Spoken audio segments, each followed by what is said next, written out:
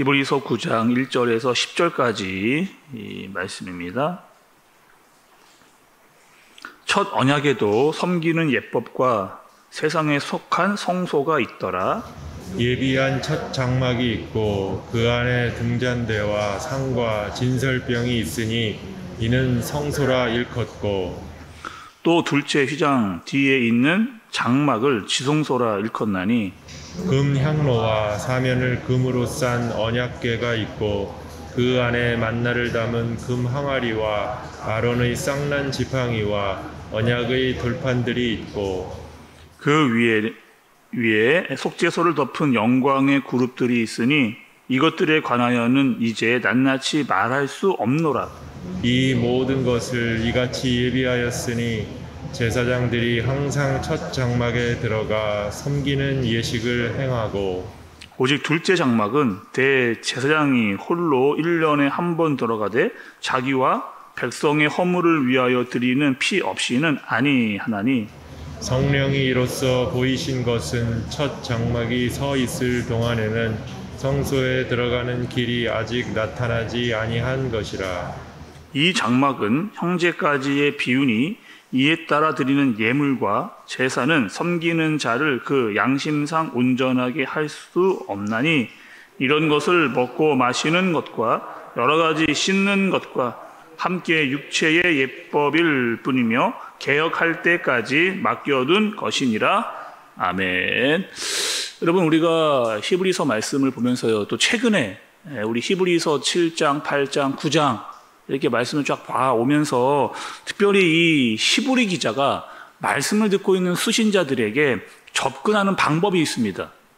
그럼 어떻게 접근을 하고 있을까요? 지금 우리가 지금 7장, 8장, 9장을 보아오면서 계속 어딘가에 기반을 내서 이 히브리 기자가 말씀을 전하고 있거든요.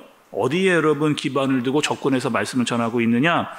유대인들이 잘 알고 있었던 구약의 내용들, 그 구약의 내용들을 가지고 이 구약의 내용이 어디를 향하고 있는 것이냐, 이것을 이야기하고 설명하고 증명해주고 있는 그런 말씀을 계속해서 보여주고 있는 거죠. 결국 여러분, 우리가 계속 보아오면서 알 수 있는 것은 뭐예요? 구약에 있는 많은 어떠한 예표들, 표징들이 예수 그리스도를 향하여 가고 있다. 결론적으로 이 깊은 뜻은 여기에 예수 그리스도를 향해서 이야기를 하는 것이다 라고 이야기를 했습니다. 그러니 너희는 어떻게 하라는 거예요? 그 예수 그리스도를 깊이 알아가야 된다. 계속해서 알아가야 된다라고 이야기를 하는 겁니다. 여전히 말씀을 읽고 있는 우리들에게, 히브리서 말씀을 읽고 있는 우리에게 똑같이 적용이 되는 거예요. 예수 그리스도를 너희가 어떻게 하라는 거예요? 깊이 알아가라는 겁니다. 어떻게 알아가라는 거예요? 그분이 이 땅에 오셔서 죽었다는 것을 알고 이 땅에서 무엇을 하셨는지를 알고 무슨 말씀을 하셨는지를 더 깊이 알아야만 된다라고 하는 사실을요, 히브리 기자가 우리에게 계속해서 이야기를 해주고 있는 거죠. 오늘도 마찬가지입니다. 히브리서 오늘 9장의 말씀은요, 특별히 우리가 1절부터 10절까지 읽었는데 이 말씀은 지금 출애굽기 25장의 내용, 그리고 레위기 16장의 내용을 기반으로 해서 이야기를 하는 것을 볼 수가 있어요. 또 오늘 여러분 말씀은 세 부분으로 나눌 수가 있습니다. 세 부분으로. 첫 번째 부분은 1절부터 5절까지예요. 1절부터 5절의 말씀은 쭉 읽어오시면서 여러분 좀 보이신 거 있으세요? 이것은 여러분 성막에 대한 이야기입니다. 특별히요, 모세를 통해서 지어진 성막에 대해서 이야기를 하고 있죠. 또 두 번째는요, 6절과 7절입니다. 6절에 7절에서는 이 성막 안에서 제사장이 했던 일들을 이야기하고 있어요. 그리고 세 번째는 8절에서 10절까지의 말씀입니다. 그리고 여기서는 옛 언약이었던 제사장의 평가에 대해서 말씀을 설명을 하고 있는 겁니다. 먼저 여러분 1절부터 5절의 말씀을 좀 보시죠. 여기 보시면 성막에 대한 묘사입니다. 여러분 기억나세요? 우리가 출애굽기 말씀을 보면서 성막이 어떻게 세워졌는지, 그때 우리가 읽었던 말씀의 내용을 좀 기억을 해보면 하나님께서 성막을 지으라고 하셨는데 모세를 통해서 정확하게 그 수치, 그 모형을 다 그릴 수 있을 만큼 아주 자세하게 성막에 대한 수치와 모든 것들을, 치수를 다 알 수 있도록 그렇게 해주셨던 것. 그래서 하나님께서 모세를 통해서 성막을 지으라, 그렇게 말씀을 하셨던 겁니다. 그리고 여러분, 그 성막은 어떻게 구성이 되어져 있었나요? 성막은 성소가 있었습니다. 그리고 지성소가 있었던 것 여러분 기억을 좀 하실 거예요. 그리고 성소에 들어가면 성소에 이게 있었습니다. 등잔대와 떡상과 향단. 이것이 그 성소에 들어가면, 그러니까 성막들을 지나서 성소와 지성소가 있었는데 이 성소 안에는 등잔대와 떡상과 향단이 있었다.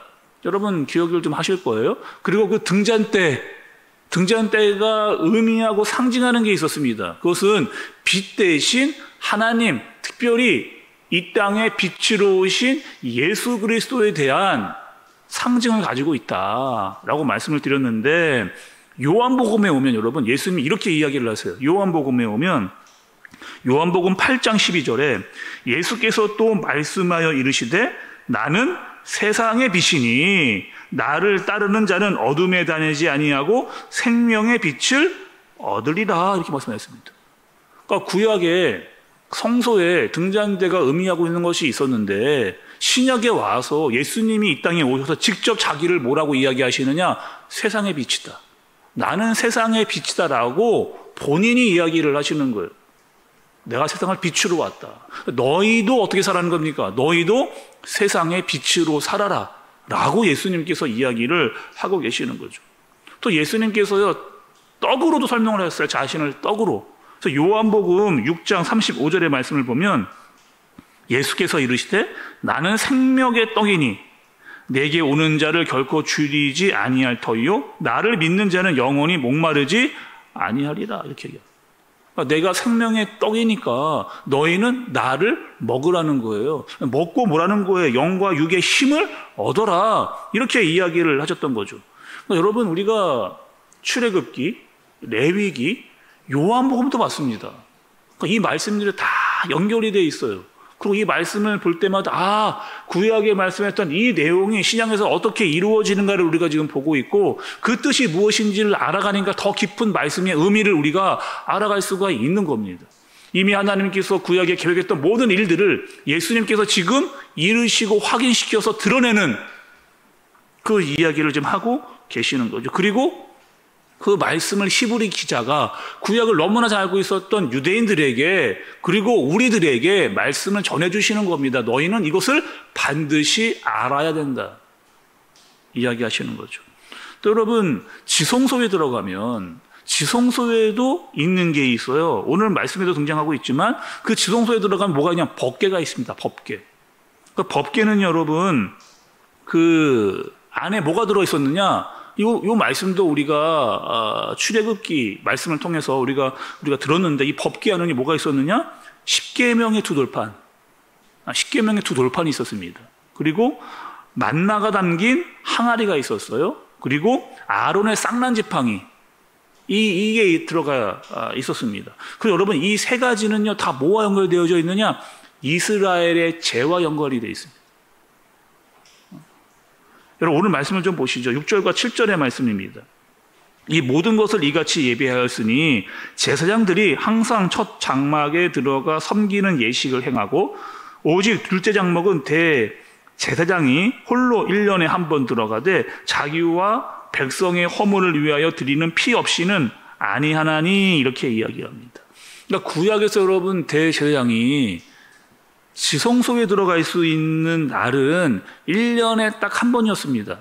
7월 10일 속죄일에만 들어갈 수가 있었잖아요. 들어가서 뭐 하는 거예요? 그 법궤 위 뚜껑, 그 뚜껑을 씌운 소, 또 속죄소, 이렇게 이야기를 하는데 그 법궤 위에, 그러니까 이 죄가라고 상징되어져 있는 법궤 위에 어린 양의 피를 거기다 뿌리는 겁니다. 뿌리면 죄 사함을 너희가 받는다 라고 하는 것을 이야기해 주시는 거죠. 이것이 뭐예요, 여러분? 구약에서 드렸던 제사의 옛 모습, 옛 모형, 이것을 이야기를 하는 겁니다. 근데 그 제사는요, 온전하지가 않았어요. 왜 온전하지 않았느냐? 그것이 무엇이냐? 온전하지 않았기 때문에 매년 제사를 드리는 겁니다. 그리고 그 제사, 구약에 등장했던 그 제사는 뭐다? 모형이다, 예표다, 그림자다. 이것에 대해서 히브리 기자가 이야기를 했던 거죠. 결국에 뭘 드러내기 위해서? 예수 그리스도를 드러내기 위해서. 그러니까 여러분 잘 보셔야 됩니다. 이 하나님의 계획, 하나님의 구원을 잘 이해해야만 하나님께서 어떤 것을 예비하시고 준비하셔서 이것을 이루셨는지를 우리가 말씀을 통해서 정확하게 알 수가 있는 거죠. 성경 전체에 흐르는 이 흐름과 맥이 무엇인지를 우리가 알아야만 그 뜻을 제대로 알 수가 있는 겁니다. 여전히 하나님은 뭐예요, 여러분? 구약을 통해서도 신약의 예수 그리스도를 바라볼 수 있게끔 그 모든 일들을 지금 하나님께서 다 준비하고 계획해 놓으신 거죠. 다시 한번 말씀을 여러분 좀 정리를 해보면 이런 거죠. 히브리 기자는 이렇게 이야기하는 겁니다. 구약의 제사에는 한계가 있다는 거예요. 구약의 제사는 한계가 있다는 겁니다. 그리고 그것을 단번에 영원히 완전하게 이루신 분이 있다는 거예요. 그것이 예수 그리스도입니다. 그분이 이 땅에 와서 속죄를 이루신 것. 그러니 예수 그리스도를 통해서만, 그분이 길이요 진리요 생명이니까 그분을 통해서만 하나님께로 갈 수 있다라고 하는 사실을 이야기하시는 거죠. 그리고 성경의 중심이 바로 예수 그리스도다라고 하는 사실을 히브리 기자가 이야기를 하고 있는 겁니다. 그분께서 우리의 구원의 길을 여셨고, 그분의 피가 우리의 죄를 대속하셨고, 십자가에서 흘리신 그 길이 하나님께로 나아갈 수 있는 유일한 길이다. 이 이야기를 히브리 기자가 구약과 신약을 통틀어서 그것을 매칭시켜가면서 말씀이 무엇인지를 알려주고 계신 거예요. 그 말씀을 오늘 이렇게 냈습니다. 10절의 말씀을 보세요, 여러분. 이런 것은 먹고 마시는 것과 여러 가지 씻는 것과 함께 육체의 예법일 뿐이며 개혁할 때까지 맡겨둔 것이니라, 이렇게 이야기합니다. 개혁할 때까지. 여러분, 이 개혁이 뭐예요? 예수 그리스도가 와서 이 땅에 오셔서 개혁을 하신 것을 이야기를 하고 있는 거예요. 예수님이 여러분 이 땅에 어떻게 오셨어요? 진정한 왕으로, 진정한 제사장으로, 진정한 선지자로 이 땅에 예수님께서 오셨습니다. 그리고 자신이 몸소 속죄의 제물로 돌아가셨어요. 그리고 새로운 질서, 새 언약, 그것이 시작되는 것, 그것이 바로 개혁이다. 이렇게 지금 히브리 기자가 이야기를 하고 있는 거죠.